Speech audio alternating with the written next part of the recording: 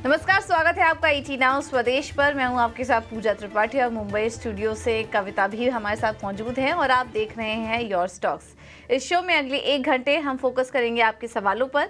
अगर आपके कुछ सवाल हैं तो हमसे जुड़ने का तरीका बेहद ही आसान है। आप हमें फ़ोन कीजिए, अपने सवाल व्हाट्सएप कर सकते हैं और सोशल मीडिया पर भी हम मौजूद हैं। आप हमें अपने सवाल इंस्टाग्राम पर भेजिए या फिर फेसबुक और एक्स यानी कि ट्विटर के ज़रिए भी आप अपने सवाल हम तक पहुंचा सकते हैं। ये सोशल मीडिया हैंडल आपकी स्क्रीन पर चलते रहेंगे और आप हमें यूट्यूब पर भी इस वक्त लाइव देख रहे होंगे, तो वहाँ पर भी आप अपने सवाल हमसे पूछ सकते हैं। चलिए, ये तो तरीका हुआ सवाल पूछने का और कुछ ही देर में एक्सपर्ट को भी अपने साथ शामिल करेंगे। लेकिन उसके पहले बाजार पर नज़र डाल लेते हैं और आज लगातार चौथे दिन बाजार में रिकॉर्ड लेवल्स देखने को मिल रहे हैं। कल बैंक निफ्टी की एक्सपायरी थी, उस दिन भी रिकॉर्ड लेवल्स टेस्ट हुए और आज निफ्टी की एक्सपायरी है और आज भी अच्छी मजबूती के साथ बाजार कारोबार कर रहा है। और पिछले 3-4 दिनों से जो हम ट्रेंड देख रहे हैं कि बाजार खुलता नेगेटिव है, एक डिप दिखाता है पहले और उसके बाद निचले स्तरों से शानदार रिकवरी देखने को मिलती है और उसके बाद हम रिकॉर्ड लेवल्स टेस्ट करते हैं। यही कुछ हो रहा है। तो एंट्री देने के मौके लेने के मौके दे रहा है बाजार, लेकिन यहाँ पर शॉर्ट करने के मौके नहीं बन रहे हैं और वो करने की राय भी एक्सपर्ट्स नहीं दे रहे हैं। फिलहाल इस तेज़ी को एंजॉय करिए। जिनके पास ऑलरेडी होल्डिंग है वो अपने स्टॉप लॉसेस ट्रेल करते रहिए और रिकॉर्ड तेज़ी का फ़ायदा उठाइए। Nifty, bank Nifty record levels पर हैं और यहाँ से पॉजिटिव मोमेंटम आगे भी कंटिन्यू होने की बाकी जा रही है क्योंकि एफआईएस की पोजीशन अब काफ़ी स्ट्रॉन्ग हो चुकी है। वापस आ रहे हैं धीरे धीरे, यहाँ से बाइंग नज़र आ रही है। अगला ट्रिगर होगा बजट का, तो हम कह सकते हैं कि बजट तक ये जो मोमेंटम है ये थोड़ा बरकरार रह सकता है आने वाले समय के लिए भी। अगर स्टॉक स्पेसिफिक एक्शन देखें तो आज भी लीडर है रिलायंस। रिकॉर्ड ऊंचाई यहाँ पर है 1.5% की मजबूती के साथ 3050 के पास रिलायंस कारोबार कर रहा है और उसके बाद कल की तेज़ी को आज भी लीड कर रहे हैं सीमेंट स्टॉक्स। खबरें भी काफ़ी सारी आ रही हैं, इस बीच अधिग्रहण की भी खबरें हैं। इसके चलते हम देख रहे हैं कि अल्ट्राटेक सीमेंट ऊपर है, ग्रासिम, डॉक्टर रेड्डीज और जेएसडब्ल्यू स्टील में भी अच्छी तेज़ी आज देखने को मिल रही है। वीकनेस आज कुछ चुनिंदा आईटी और ऑटो काउंटर्स में है। Tech Mahindra, Maruti Suzuki, HCL Tech, Coal India, Bajaj auto ये हल्की नरमी के साथ कारोबार कर रहे हैं। मार्केट ब्रेड देखेंगे तो भी पॉजिटिव ही हैं, ज़्यादातर स्टॉक्स हरे निशान में कारोबार कर रहे हैं। मार्केट ब्रेड देखिए तो एक बार आपको एफएनओ का हाल क्या है वहाँ का एक बार सिनेरियो दिखा देते हैं। एफएनओ के अगर देखेंगे तो इस 85 स्टॉक्स हरे निशान में हैं और डिक्लाइंस की जो संख्या है वो बड़ी है। तो हम देख रहे हैं कि ब्रॉडर मार्केट में इतनी बड़ी स्ट्रेंथ नज़र नहीं आ रही है, जो कि पिछले काफ़ी समय से हम देख भी रहे हैं। रुझान इस वक्त बड़े निफ्टी काउंटर्स में, लार्ज कैप स्टॉक्स में ज़्यादा इस वक्त देखने को मिल रहा है। खैर, बैंक निफ्टी का एक अपडेट ले लेते हैं। अभी ऊपरी स्तरों से थोड़ा नीचे आया है बाजार और बैंक निफ्टी में थोड़ा डिप इस वक्त दिखाई दे रहा है और लाल निशान में आ चुका है, लेकिन बहुत बड़ी वीकनेस नहीं है। इसको हम ट्रैक करते रहेंगे बैंक निफ्टी और निफ्टी की चाल को।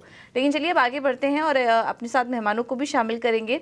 हमारे साथ प्रॉफिट मार्ट सिक्योरिटीज से अविनाश गोरशकर जी और एंजल वन से राजेश भोसले जी जुड़ चुके हैं। आप दोनों का ही बहुत बहुत स्वागत है शो पर। राजेश जी, आज भी लगातार चौथे दिन रिकॉर्ड लेवल्स बन रहे हैं बाजार में, लेकिन आज निफ्टी की एक्सपायरी भी है जून सीरीज की। तो एक्सपायरी कैसे देख रहे हैं आप और अगली सीरीज के लिए फिर ट्रेडर्स किस तरह की तैयारी करें, कैसे ट्रेड लेना चाहिए इन स्तरों पर बाजार में?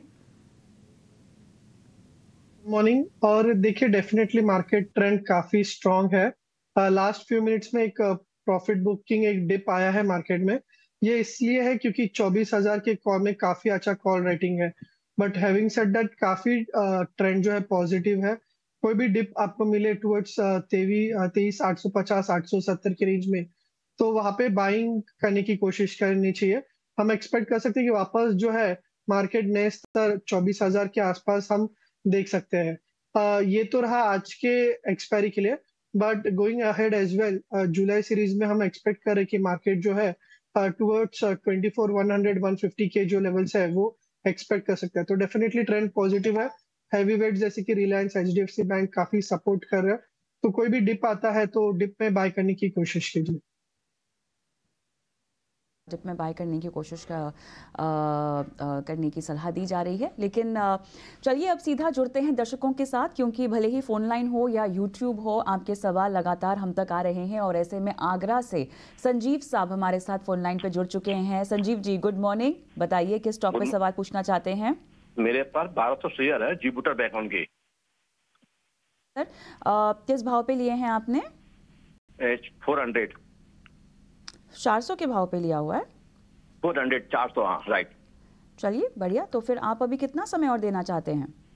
मैं समय की कोई पाबंदी नहीं है। मैं सन 1989 से काम कर रहा हूँ उसमें शेयर मार्केट में। समय की कोई पाबंदी नहीं है भैया। चलिए बढ़िया लेवल्स आपके पास है और समय की कोई पाबंदी नहीं है। निवेश का आपका नज़रिया है, मुनाफे में भी आप हैं, तो बहुत बहुत मुबारकबाद उसके लिए। अविनाश जी, आपके पास आऊँगी। कैपिटल मॉरिशस ने जो यहाँ पे लगभग 214 करोड़ में ख़रीदा है, ऑलमोस्ट 0.8% के आसपास का यहाँ पर बताया जा रहा है आंकड़ा स्टेक का। बताइएगा अब एक तो ये एक डेवलपमेंट जो कि काफ़ी रिसेंट है, और उसके अलावा अगर मैं समझना चाहूँ, क्योंकि लगातार विस्तार योजना पर लेकर इनकी बातचीत हो रही है, जिस तरह के कैपेक्स बढ़ाने को लेकर बातचीत हो रही है, काफ़ी प्रॉमिसिंग नियर टर्म आउटलुक है और इनका तो नज़रिया भी खैर लंबा है। इनके अलावा किसी को अगर नया निवेश भी करना हो तो आप क्या लेवल्स पर रिकमेंडेशन देंगे? गुड मॉर्निंग कविता। देखिए, जुपिटर वैगन्स एक well known wagon manufacturing company है, प्लस कमर्शियल व्हीकल्स के लिए ये बॉडी बिल्डिंग का जो कारोबार है वो भी करते हैं। तो दोनों बिजनेसेस में ग्रोथ पोटेंशियल काफी स्ट्रांग है। लेकिन अगर हम वैगन बिजनेस की बात करें तो ऑलरेडी 4000 वैगन्स के ऊपर के इनके पास ऑर्डर्स है। प्लस अभी हाल ही में इन्होंने एक नई बैटरी डेवलप की है जो डिफेंस और रेलवेज के लिए यूज की जाएगी। तो इसका भी असर इनके नंबर्स पे आएगा। मेरे ख्याल से देखिए, अगले साल 1.5 साल की बात करें तो इनके पास इतनी ऑर्डर बुक है जो इनको कंफर्टेबली रेवेन्यू विजिबिलिटी देगा। आने वाले बजट में भी हमको लग रहा है कि वैगन प्रोक्योरमेंट के पॉइंट ऑफ व्यू से गवर्नमेंट बड़े अनाउंसमेंट्स करेगी, तो इसका भी फायदा कंपनी को मिलना चाहिए। तो करीबन मैं समझता हूँ अगर 12 से 18 महीने का इनका होल्डिंग पीरियड है तो करीबन 750 का एक नियर टर्म का टारगेट बन सकता है। इसमें इसको होल्ड करना चाहिए। और अगर मैं समझता हूँ कि 750 के ऊपर जाता है तो डेफिनेटली थोड़ा बहुत मुनाफा वसूली करे, तब तक ये पोजीशन होल्ड करे। बहुत ही स्ट्रांग प्रोस्पेक्ट्स है आने वाले साल 1.5 साल।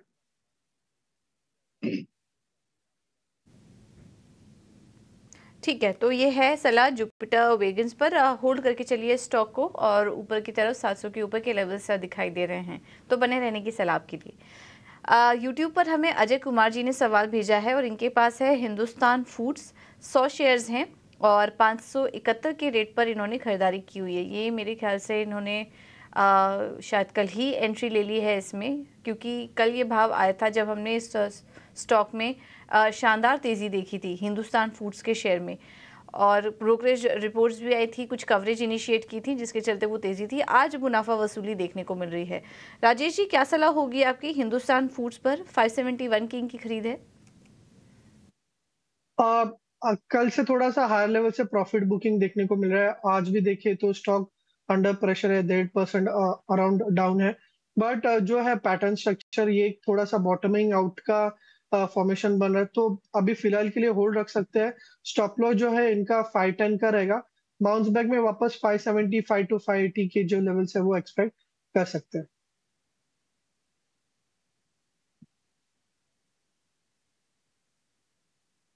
तो ये है सलाह हिंदुस्तान फूड्स पर आपके लिए। हाल वक्त हो चुका है ऑप्शंस के चैंपियन का।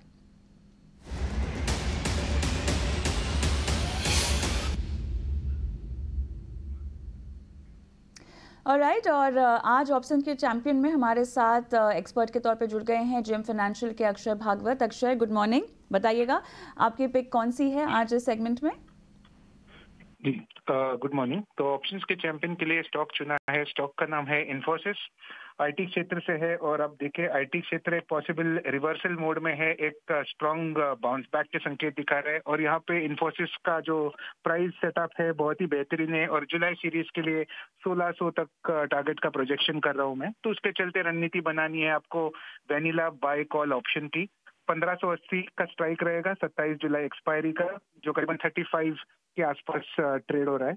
इसको आप करंट मार्केट पे खरीदे और टारगेट बनाइए आप 52, सेकंड टारगेट 72, और ये ट्रेड में आप 25 रुपए का ऑप्शन प्रीमियम पे स्टॉप लॉस बनाइए। एब्सोल्यूट प्रॉफिट पोटेंशियल करीबन 8,000 का है स्ट्रेटेजी में, और आपका रिस्क बनेगा करीबन 4,000 का। और राइट अक्षय, इन्फोसिस के आप कॉल खरीदने की सलाह दे रहे हैं 35 के भाव पर, और यहाँ पर लक्ष्य लगभग 52 से 72 रुपये का बताया जा रहा है। स्टॉप लॉस हालांकि लगाना होगा आपको स्ट्रिक्टली 25 का। बहुत बहुत धन्यवाद अक्षय, आपने ये रणनीति सुझाई दर्शकों को। और जल्दी से एक रिस्क डिस्क्लोजर भी दिए देते हैं, क्योंकि FNO में ट्रेडिंग करना काफ़ी जोखिम भरा भी साबित हो सकता है। लिहाजा आप सलाह मशवरा लेकर और सभी मापदंडों को ध्यान में रखकर इसमें पैसे लगाएं। और एक बार फिर से रुक करते हैं दर्शकों के सवालों की ओर। व्हाट्सएप पर तो सवाल आ ही रहे हैं, लेकिन अब की बार एक यूट्यूब के दर्शक का सवाल शो में शामिल करते हैं। और अविनाश जी, विपुल हमारे एक दर्शक हैं, विपुल शेठ, और इन्होंने TCI एक्सप्रेस खरीदा हुआ है। इनकी बाइंग प्राइस ये बता रहे हैं 1350 है।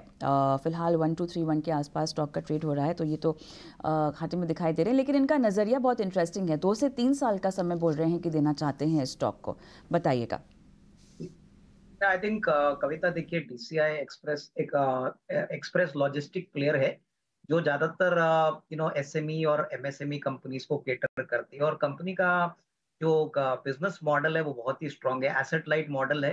सबसे बड़ी बात, प्रॉफिटेबिलिटी का ट्रेंड अगर हम पिछले 2-3 साल का देखें तो बहुत ही अच्छी तरह से इन्होंने बिजनेस को खड़ा कर दिया है।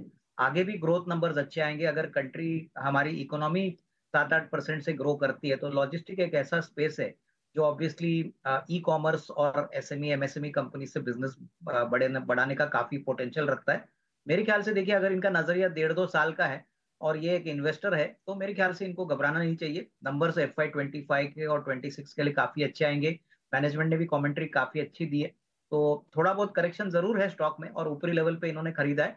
अगर इनका नजरिया 1.5-2 साल का है तो यहाँ पे निवेशित रह सकते हैं। अच्छा खासा मुनाफा इनको 1.5-2 साल में मिलेगा, तो कंटिन्यू टू होल्ड।